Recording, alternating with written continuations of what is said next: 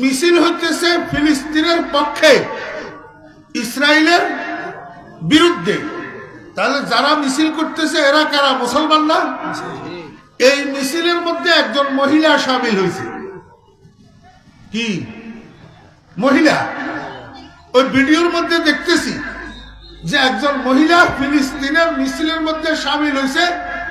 ওই মহিলাটার পরনের মধ্যে একটা জিন্সের প্যান্ট আর উপরে একটা স্কার্ট, মাথায় কোনো কাপড় নাই। এই মহিলাটাকে মিছিলের মধ্যে দেখি, আমি আল্লাহর কসম করে বললাম আমার বুকের মধ্যে কাঁপ শুরু হয়েছে। আমি তো ইন্না লিল্লাহ। বিশেষ করে ফিলিস্তিনের মুসলমানদের উপরে এই নির্যাতন কেন? ভারতের মুসলমানদের উপরে এই নির্যাতন কেন? আমি মনে করি প্রথমত এটার জন্য আমরা নিজেরা দায়ী। এটার জন্য আমরা নিজেরা দায়ী। আপনারা কোরআন হাদিস পর্যালোচনা করেন, আমি তো অদম মানুষ, তারপরেও এইখানে পাশে লালপল সুলতানিয়া মাদ্রাসায় আমি অদম 16 বছর ছাত্রদের সামনে বুখারী শরীফ সামনে নিয়ে বসার আল্লাহ পাক আমাকে তৌফিক দিয়েছেন। সেই হিসাবে গোটা কোরআন হাদিসটা পর্যালোচনা করলে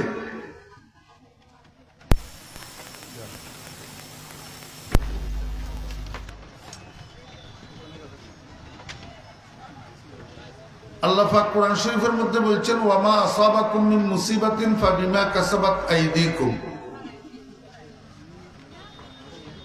তোমাদের উপর যে সমস্ত বিপদ আপদ মুসিবত আসে এগুলা তোমাদের হাতের কামাই, তোমাদের কর্মদোষে আসে। আমাদের হাতের কামাই কি? রাসূল আকরাম সাল্লাল্লাহু আলাইহি ওয়াসাল্লাম হাদিস শরীফের মধ্যে ইরশাদ করেছেন, মুসলমান যখন আল্লাহর হুকুম থেকে, নবীজির তরিকা থেকে দূরে সরে যায়, তখন মুসলমানের ভয় কাফেরের অন্তর থেকে আল্লাহ উঠাই আনে।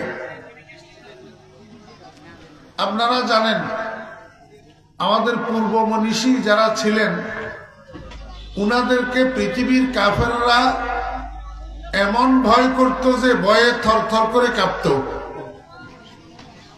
শুধু একজন সাহাবী হযরতে খালিদ ইবনে ওয়ালিদ রাদিয়াল্লাহু আনহুর ভয়ে কাইসারে রোমের বাদশা থরথর করে কাঁপছে। আমাদের পূর্ব মনীষী ওমর ইবনে আব্দুল আজিজ রহমতুল্লাহি আলাইহি, সুলতান মাহমুদ গজনবী রহমতুল্লাহি আলাইহি, নুরউদ্দিন জঙ্গি রহমতুল্লাহি আলাইহি, শিহাবুদ্দিন গৌরী রহমতুল্লাহি আলাইহি, সালাহুদ্দিন আইয়ুবী রহমতুল্লাহি আলাইহি, এই নামগুলা শুনলে এখনো কাফেরদের বুকে কম্পন শুরু হয়। কিন্তু বর্তমানের মুসলমানদেরকে কাফেররা ভয় করে না কেন? কাফেরদের অন্তর থেকে আল্লাহ পাক মুসলমানের ভয় উঠাইয়া দিছে এই কারণে যে মুসলমানেরা আল্লাহর হুকুমের থেকে, রসুলের তরিকার থেকে দূরে সরে গেছে। আমি ছোট্ট একটা উদাহরণ শুধু দিই। আমাকে আমার এক বন্ধু একটা ভিডিও দেখাইছে। ভিডিওটা হলো ফিলিস্তিনের একটা মিছিলের ভিডিও। ফিলিস্তিনের একটা মিছিলের ভিডিও। শেষ, ডোন্ট ডিস্টার্ব মি। ফিলিস্তিনের মুসলমানদের মিছিল, বলুন তো কাদের বিরুদ্ধে? ইসরায়েলের বিরুদ্ধে। কাদের বিরুদ্ধে? ইসরায়েলের বিরুদ্ধে। ফিলিস্তিনের গুলা মুসলমান, ইসরায়েলের গুলা ইহুদি। ইসরায়েলের গুলা কি? ইহুদি। আমি একটু পরে আপনাদেরকে ইহুদিদেরকে আপনাদের সাথে পরিচয় করাই দেব। ইহুদি কারা, ইহুদির স্বভাব কি, চিরাচরিত স্বভাব। ফিলিস্তিনের গুলা মুসলমান আর ইসরায়েলের গুলা ইহুদি। মিছিল হইতেছে ফিলিস্তিনের পক্ষে, ইসরায়েলের বিরুদ্ধে। তাহলে যারা মিছিল করতেছে এরা কারা? মুসলমান না? এই মিছিলের মধ্যে একজন মহিলা সামিল হয়েছে। কি মহিলা? ওই ভিডিওর মধ্যে দেখতেছি যে একজন মহিলা ফিলিস্তিনের মিছিলের মধ্যে সামিল হয়েছে। ওই মহিলাটার পরনের মধ্যে একটা জিন্সের প্যান্ট আর উপরে একটা স্কার্ট, মাথায় কোনো কাপড় নাই।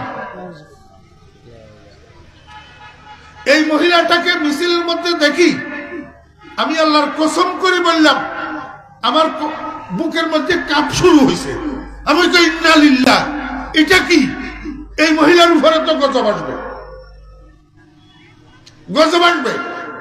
কারণ আমার আফসোস, আমি মনে বলতেছি ও মা, তুমি তো মুসলমান, তুমি তো ফিলিস্তিনি, তুমি তো মুসলমানের পক্ষে মিছিলে অংশগ্রহণ করছো, কিন্তু যেই ড্রেস নিয়ে তুমি নামছো রাস্তায়, যেই পোশাক নিয়ে তুমি রাস্তায় নামলা, এই পোশাকটা তো তোমার দুশ্মনদের পোশাক।